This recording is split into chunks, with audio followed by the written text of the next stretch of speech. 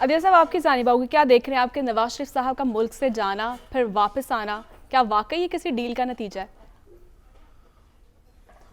دیکھیں گئے تو ڈیل کر کے تھے، اس میں تو جی بالکل، خواجہ یعنی آصف بھی بتا چکے ہیں اس بات. جی جس طرح سے جس انداز میں وہ گئے وہ تو ممکن نہیں تھا کہ وہ کسی سیٹلمنٹ کے نتیجے میں گئے تھے. یہ انقلاب اتنا ہی تھا، اور جن سے ڈیل کر کے گئے، جنہوں نے باہر بھجوانے میں کردار ادا کیا، انہی سے ڈیل کر کے انہی کو وہ مجرم قرار دے رہے ہیں.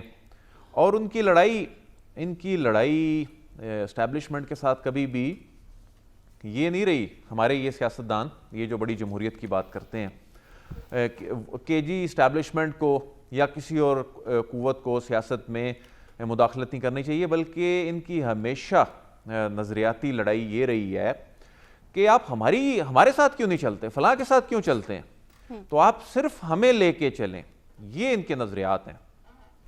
اور اب چونکہ بتانے کے لیے کچھ نہیں ہے، اب الیکشن سر پہ آن کھڑا ہے، اب تو عدیل صاحب جب واپس آئیں گے انشاءاللہ ہمارے دلوں کی آواز بن کے، اس ملک میں ایک فولادی رہنما بن کے، تو کیا ووٹ کو عزت کا نعرہ لگائیں گے یا کسی اور چیز کو عزت دینے کا نعرہ لگے گا؟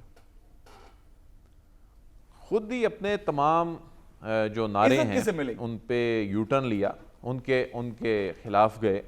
ووٹ کو عزت دو کا نعرہ لگا کے پھر جس طرح سے یہ خود یہ کہتے ہیں کہ ہم کس طرح سے اور کیوں حکومت میں آئے، مقصد کیا تھا، تو وہ سب کو پتہ چل چکا ہے. اتنا آسان نہیں ہوگا. میں نے پہلے بھی کہا کہ اس مرتبہ پاکستان کی تاریخ کی بڑی یعنی اس جو تعداد میں یوتھ اس دفعہ الیکشن پروسیس میں حصہ لینے جا رہی ہے، ووٹ ڈالنے جا رہی ہیں، ان کو بتانا ہوگا، ان کو قائل کرنا ہوگا.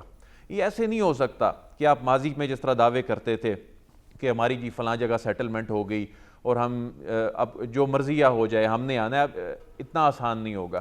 ایک تو حال ہی میں آپ کی بنائی ہوئی حکومت جو کہ ڈیلیور کرنے میں ناکام رہی، بری طرح پٹی، اور اس کی وجہ سے لوگ آج بھی سفر کر رہے ہیں. اس وقت جو لوگ سفر کر رہے ہیں وہ کوئی نگران حکومت کی وجہ سے تو نہیں کر رہے. نگران حکومت تو یہ وقت گزارنے کے لیے آئی ہے جو کہ انتخابات کی تیاریوں کے لیے ہے. تو اس وقت بھی لوگ اس کا مورد الزام انہیں ٹھہراتے ہیں. اور ٹھیک ہے، آپ یہ کہہ رہے ہیں جی کہ میاں نواز شریف صاحب آئیں گے اور حالات بدل جائیں گے. میاں نواز شریف صاحب کی ٹیم میں کون ہے؟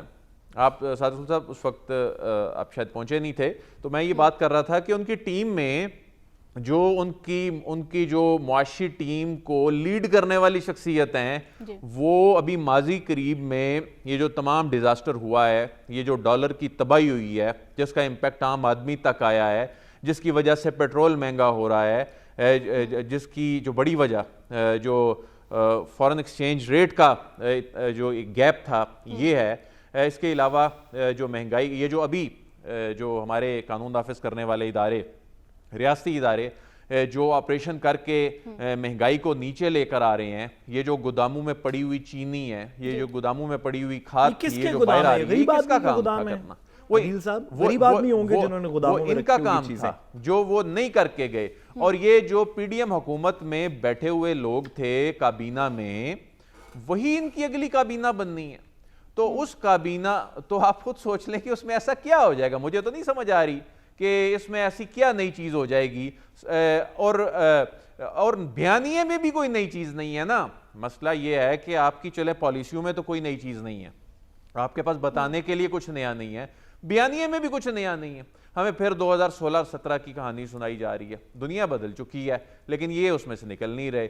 لیکن میرے خیال میں کہ جو یہ تصور کر کے بیٹھے ہوئے ہیں اور یہ آئیں گے، بالکل ٹھیک ہے، ویلکم، آئیں، پولیٹیکل جو پروسیس ہے اس کا حصہ بنیں گے. لیکن میرا خیال ہے اس مرتبہ اتنا آسان نہیں ہوگا. یہ ان کی غلط فہمی ہو سکتی ہے کہ آپ آئیں اور کہیں کہ جی ہمارے کو معاملات سیٹ ہیں. فیصلہ تو عوام نے کرنا ہے، معاملات کہاں سیٹ ہیں. اگر جہاں سیٹ بھی اگر ہوں گے تو اس طرح کے کام کر کے میرا خیال ہے وہ بھی خراب ہو جائیں گے.